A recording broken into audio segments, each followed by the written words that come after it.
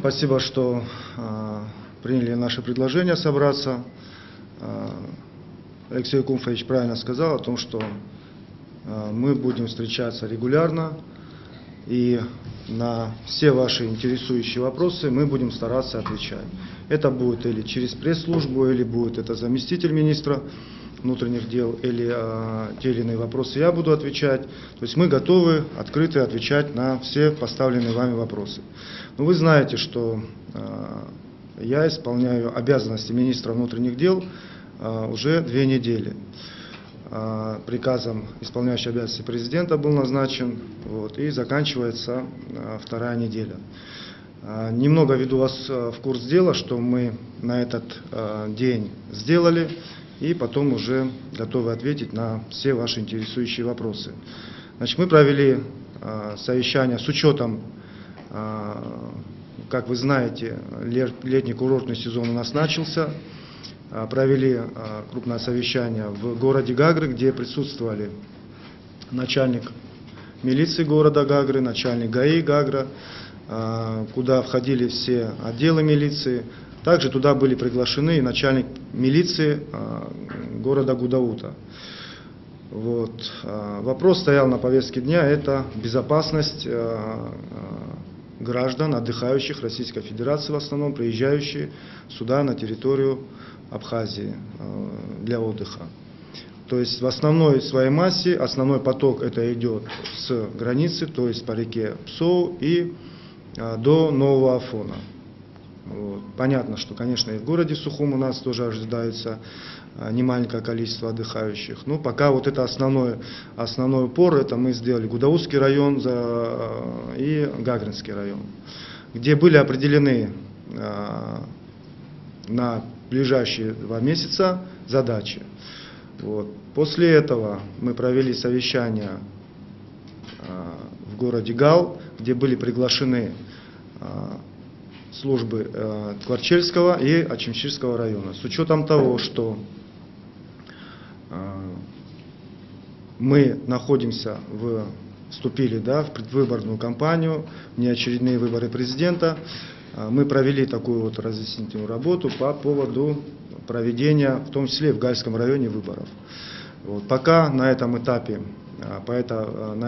мы придерживаемся тех, если касается внеочередных выборов, мы придерживаемся тем указаний, которые нам дает исполняющий обязанности президента Республики Абхазия Бганба Валерий Рамшухович.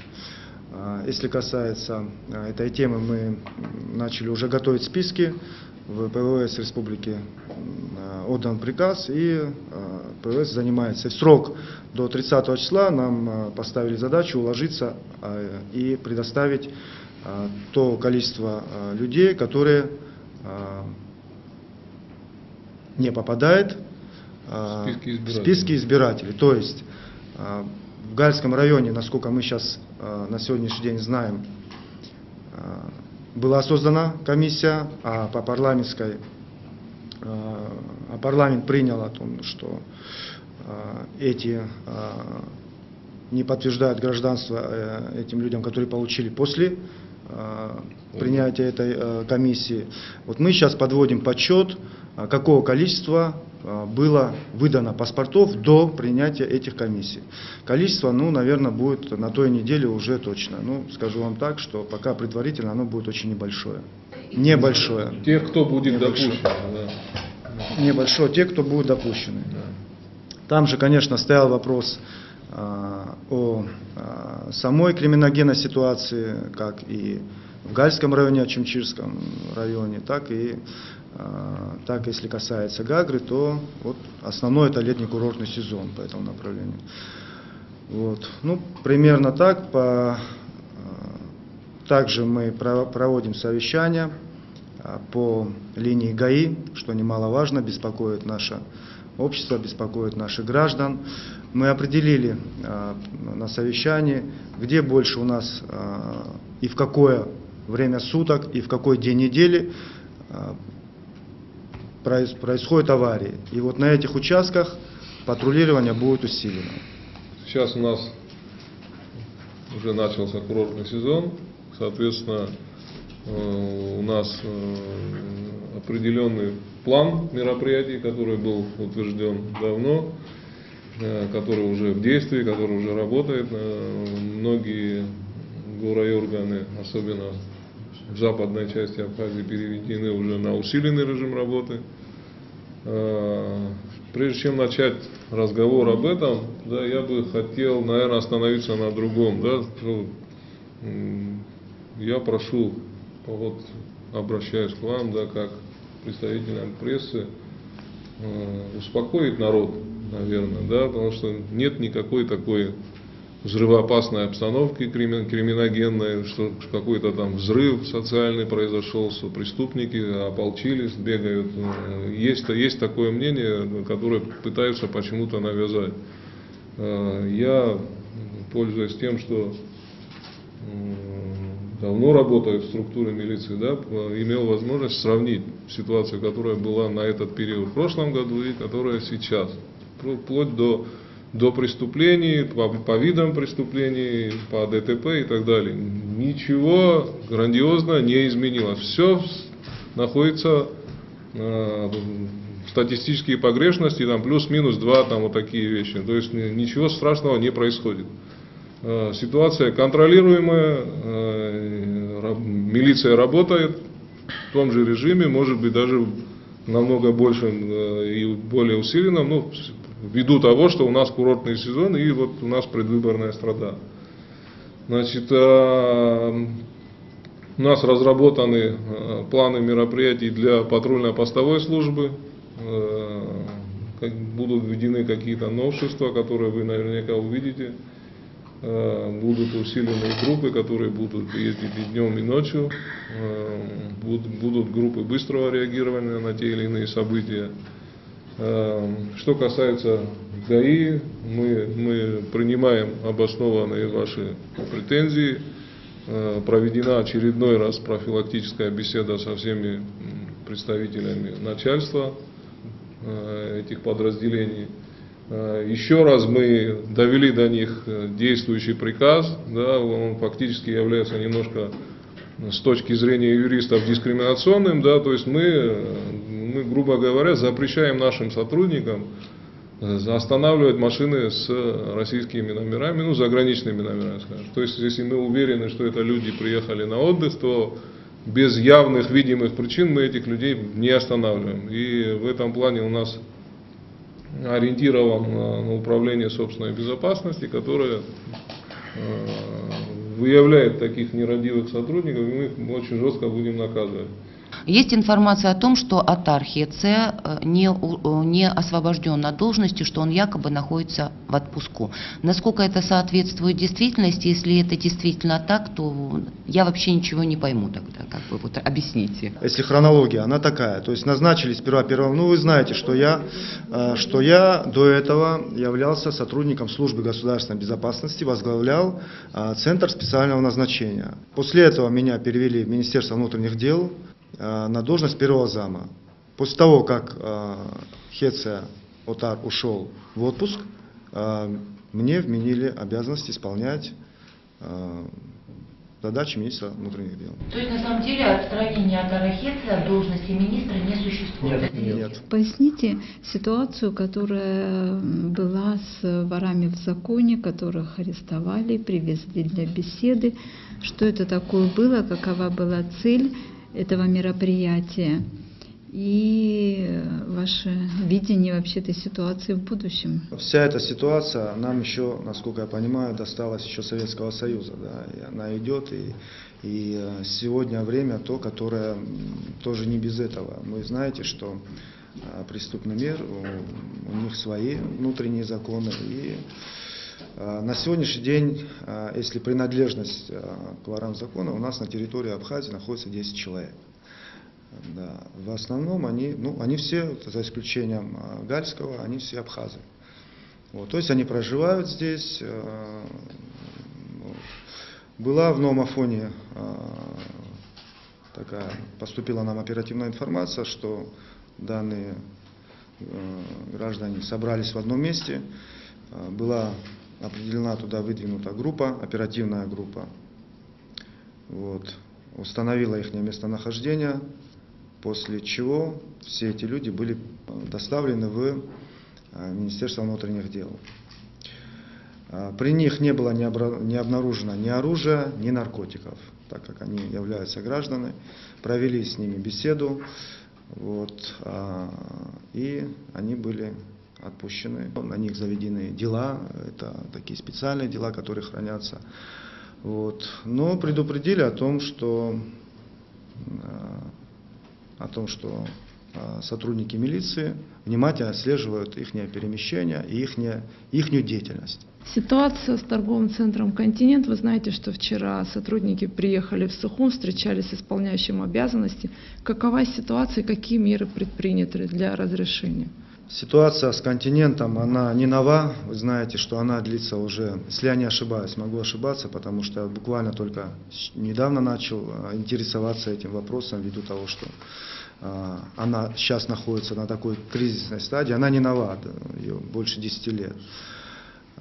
Я выезжал сам в Гагру, знакомился с ситуацией на месте. Конечно, есть вопросы. Мы знаем, что вчера сотрудники «Континента» приезжали. Я знакомился с теми документами и с нашими юристами, смотрел те, которые есть у одной стороны и у другой стороны. Оставляют эти документы вопросы. То есть это внутренний хозяйственный такой спор у них происходит между, насколько я понимаю, учредителями, между администрацией и между у нас представитель ВАРов, да, который занимается этим вопросом. Президент республики, он тоже держит на контроле этот вопрос.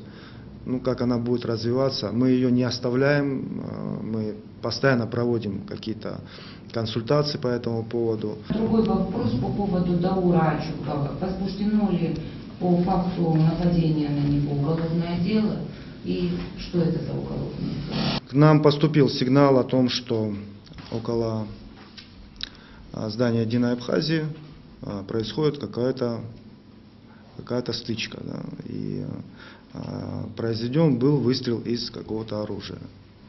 Оперативная группа туда выехала. На тот момент, когда она туда выехала, мы не смогли получить никаких данных, только разговоры тех людей, которые были рядом. Никто никакие показания не дал. Ни один человек, который там находился. На следующий день мы в прессе увидели заявления различных политических организаций. Было расписано, нанесены телесные повреждения, да, то есть не повреждения, а драка произошла, и Ачукба был доставлен в больницу. То же самое, также оперативная группа выехала в больницу, где тоже не зафиксировала ничего, чтобы Даур Ачукба обратился в больницу с нанесенными травмами. Он обратился, посмотрели, и он оттуда уехал, насколько я понимаю, домой. Материалы собирают на основании, опять же, общественных организаций, заявления. Совместно с прокуратурой дело ведется на сегодняшний день. Заявления от Ачукба никакого не было, мы к нему обращались, ездили к нему 2 раза домой. Мы не получили никакого заявления с его стороны. На следующий день пришел Тимур Надарая и написал о том, что он был очевидцем и видел, что произошло. Сегодня, в понедельник заканчивается, я был вчера в прокуратуре, мы разговаривали с генеральным прокурором, истекает срок в понедельник, и нам уже надо принимать решение. То есть мы не получили никакого заявления от Даура Ачукба, то есть от потерпевшей стороны. От второй стороны, кто якобы стрелял, гильза, кстати, ни гильзы, ничего мы там не нашли, ни пуль не нашли, оперативная группа там работала, но не обнаружила. Со стороны Топагуа, называют его Тимур Надарая, он вчера связывался и готов прийти в милицию и дать объяснение по этому поводу. Естественно, мы реагируем, посылаем оперативную группу в больницу. В больнице написано, что обратился Ачукба, который сказал, что я упал, ударился, Ему установили диагноз, что легкое сотрясение мозга, там какие-то там побои и там, ну, от удара якобы, которые во время падения произошли. Высылаем к нему домой. 3 раза у него дома. Группа выезжала 3 раза к нему. Да. 3 раза он категорически отказывается с нами. Сказано табаку, весь город знает, кто Я объясняю, значит, тонкости уголовного процесса. Значит, речь идет о нанесении менее тяжких телесных повреждений. Значит, здесь обязательно нам нужно с чего-то стартовать. Да? Нам обязательно нужно, чтобы потерпевший, чтобы... Заявление Развитие, каким образом? Заявление мы приняли, мы его отразили в суточных сводках. Дальше мы, да, чтобы полноценный материал собрать для возбуждения уголовного, нам обязательно нужно заявление потерпевшего. Насколько часто проводится медицинское обследование и тестирование, можно сказать, сотрудников милиции после употребления наркотиков? Ну, такая работа проводилась, да, и вы хорошо о ней знаете и помните на протяжении там, последних 3-4 лет. Периодически это делалось, может быть, это не афишировалось так, как вам хотелось бы, да, но какие-то определенные подразделения, особенно оперативные, да, их внезапные проверки осуществлялись, вот, и, если мне память не изменяет, даже 2 факта есть увольнений. Вот если взять по наркомании, сейчас коснулись этой темы, вот за последние 4 суток нами было задержано двое граждан, у одного было изъято 31 грамм метадона. Это, представляете, это 500, скажем так, 500 доз. У нас, к сожалению, нету других возможностей, и все женщины, которые в основном перевозят эти наркотики, содержатся у нас в изоляторе временного содержания при МВД. В последнее время наблюдается такая тенденция, что, пользуясь несовершенством и нашего законодательства, лазейками в этом законодательстве, да, адвокаты предпринимают очень активные действия и в отношении вот этих женщин слишком активно, да, со скоростью чуть-чуть опережающей наше терпение, начали применять условно-досрочное освобождение. Вот. Мы эту тему очень жестко обозначали и ставили эти вопросы и перед руководством, и перед судейским сообществом, но пока, к сожалению, отзыва не видим. Вот ссылка идет на то, что мы их содержим в нечеловеческих условиях, и что мы должны быть гуманными и так далее. То есть, гуманность имеет 2 стороны. Да? С одной стороны, понятно, что мы их содержим на самом деле в очень непростых условиях, да? Но это просто поскольку у нас нету пока другой возможности построить женскую колонию. Но при этом мы должны понимать, какую меру ответственности мы несем потом перед мамами, сестрами, да? Когда вот этих людей, которые встали вот на такой путь, они опять... Это очень легкий путь зарабатывания денег, да, вот это эти так называемые ноги, да, и они их называют ноги, да, которые переносят. Они могут за один раз, да, в собственных полостях перевести там по 10-20 грамм. Вот. А дальше уже какие последствия, вы понимаете, да, что мы имеем на улице молодежь, которая травят просто. Можно вопрос, какова вообще обстановка в Гальском районе сейчас? Мы вчера выезжали в Гальский район, проводили совещание. Но сам Гальский район, мне он не нов, я последние 15 лет плотно работаем. Вы знаете, что происходило 10 лет назад, сегодня ситуация там совершенно иная. Сегодня привязываться нужно и к политике в Грузии, они на данный момент пока ушли от проведения диверсионно-террористических актов на территории Гальского района, то есть на территории Абхазии.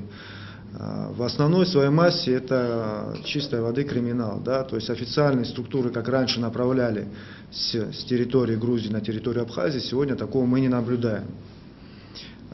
Это в основном криминал, это те лица, которые были отпущены из тюрем, а там около 3-4 тысяч было отпущено. Некоторые из них являлись жителями Гальского района, они вернулись к себе домой, ну и вот занимаются похищением людей, вымогательством. Вот. А в общем ситуация спокойная. В общем ситуация спокойная. Проблема милиции в Гайском районе, она очень большая. Сотрудников милиции там категорически не хватает. Просто категорически. Там, по пальцам можно ребят пересчитать. А штат там достаточно большой. В Гайском районе погибло очень много сотрудников милиции в те наши такие 98-е годы, послевоенный период. И, конечно, история там милиции очень такая, она тяжелая и большая. Муссируется слух, что жители Гальского района кто-то собирается выселять там или что. Мы официально, абсолютно ответственно вам заявляем, что такой команды в МВД не поступало. Вот. Единственное, что поставлено под сомнение принадлежность их гражданства Абхазии. Да? Этот вопрос завтрашнего, послезавтрашнего дня, как он будет решаться, на то будет политическая воля. Вот. Мы ее будем выполнять как сотрудники милиции. Вот. Но абсолютно ответственно, еще раз говорю, заявляю, что никуда нам команды не поступало выселять. Жители пусть живут спокойно. Мы настолько, насколько возможно и позволяет ситуация, будем охранять их жизнь, здоровье, там, спокойствие и так далее. Но такой команды у нас нет. Пожалуйста, поясните вот эту ситуацию с Мирабом Мирабовичем Кишмария, которая недавно произошла. Расскажите, что там было. Вот позавчера, да, это у нас было позавчера, сотрудники патрульно-постовой службы патрулировали город Сухум, где около рынка, там один светофор, на светофоре машина проехала под запрещающий знак светофора, то есть под красный знак. При этом была затонированная и без заднего номерного знака. В этом месте проезжала патрульная машина, обнаружив это, поехала за ними. Буквально после этого светофора, метров через 300, включив проблесковые маячки, то есть принадлежность к милиции, машина была остановлена.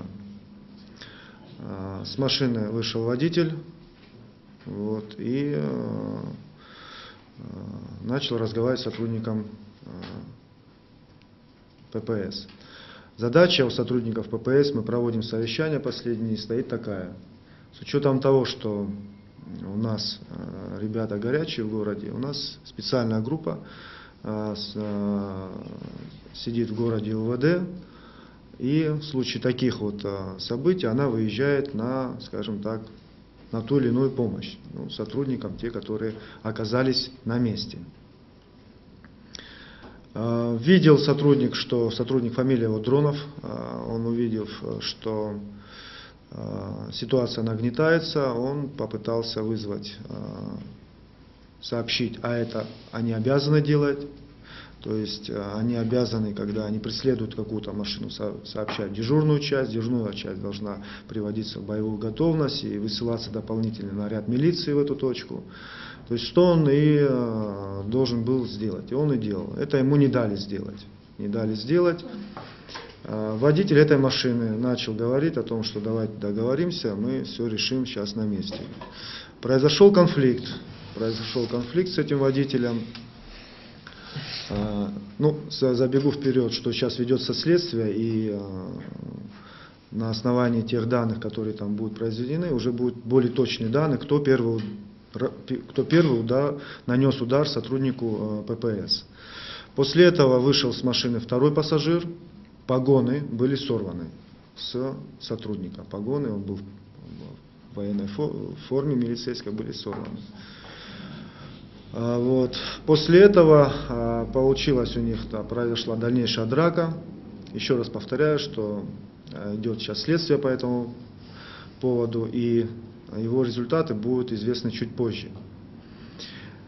Сотрудники милиции остались на месте, при этом видело очень много людей эту всю ситуацию, гражданских людей.